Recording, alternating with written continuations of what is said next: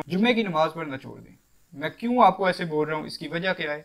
इसकी वजह यह है कि हम में से 100 में से 90 अफराद ऐसे हैं, 90 आउट ऑफ 100 पीपल्स ऐसे हैं जो सिर्फ जुम्मा की नमाज अदा करते हैं, बाकी नमाजें नहीं पढ़ते। आप अपनी मस्जिदों में देख लें, हिसाब लगा लें कि जुम्मा के दिन आपकी मस्जिद में कितने लोग जुम्मा पढ़ने के लिए आए हुए होते हैं, और बाकी आम दिनों में बाकी नमाजें पढ़ने के लिए कितने अफराद होते हैं। सिर्फ 10-12 लोग होते हैं, एक सफ भी मुकम्मल नहीं होती है मस्जिद में आम दिनों में दूसरी नमाजों में, लेकिन जुम्मे के दिन मस्जिदें भरी हुई होती हैं।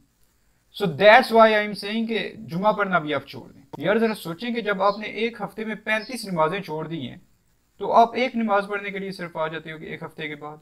क्या वो बाकी 35 नमाजें जो आपने छोड़ी हैं एक हफ्ते में, वो आप पे फर्ज नहीं थी? वो किसने अदा करनी थी, वो किसने पढ़नी थी? अल्लाह को तो हमारे सजदों की और इबादतों की और नमाजों की कोई ज़रूरत नहीं है, ये तो आपकी ज़रूरत है ना, आपने पढ़नी है, अपने फ़ायदे के लिए पढ़नी है। तो क्या आपने कभी सोचा है कि जैसे जुम्मा की नमाज फ़र्ज़ है और उसकी हम इतनी फ़िक्र करते हैं और पाबंदी के साथ पढ़ते हैं, तो बाकी नमाजें भी इसी तरह हम पर फ़र्ज़ हैं, उनकी भी हमें फ़िक्र करनी चाहिए, वो भी हमें पढ़नी चाहिए। जुम्मा की नमाज की तो आप इतनी पाबंदी और फ़िक्र करते हैं कि आप कहीं पर भी गए हुए हों तो आपके जहन में होता है कि यार आज जुम्मा है, आज मैंने जुम्मा पढ़ना है। आपके जहन में टाइम भी होता है, आपके जहन में ये भी होता है कि मैंने जुम्मा लाजमी पढ़ना है। आप किसी शॉप पर गए हुए हों या बाजार में कोई खरीदारी कर रहे हों, तो आप उधर भी उनको बोलेंगे कि यार जल्दी करो, मैंने जुम्मा पढ़ना है। तो जुम्मा की आपको इतनी फिक्र है, लेकिन बाकी नमाजों की क्यों नहीं है?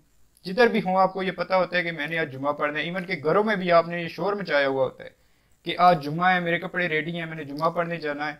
तो जुम्मा की आपको इतनी फिक्र और इतनी पाबंदी होती है, लेकिन बाकी नमाजें भी तो जैसे जुम्मा फ़र्ज़ है वैसे ही बाकी नमाजें भी फ़र्ज़ हैं।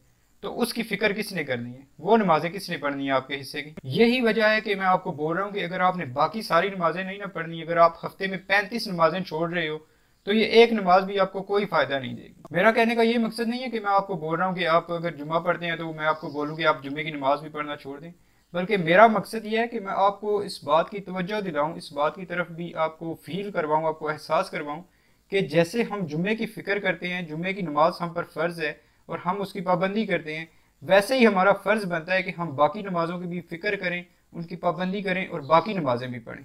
सिर्फ जुम्मे के बारे में सवाल नहीं होगा, या सिर्फ जुम्मा की नमाज हम पर फ़र्ज़ नहीं है, बाकी 35 नमाजें भी हैं जो आप हफ्ते में छोड़ देते हैं और सिर्फ जुम्मा के दिन आप मस्जिद में पहुंच जाते हैं। तो काइंडली जैसे आप अपने जुम्मा की नमाज की फ़िक्र करते हैं, उसकी पाबंदी करते हैं, बाकी नमाजों की भी ऐसी ही फ़िक्र करें, क्योंकि बाकी नमाजें भी इतनी ही ज़रूरी हैं जैसा कि नमाज जुम्मा ज़रूरी है।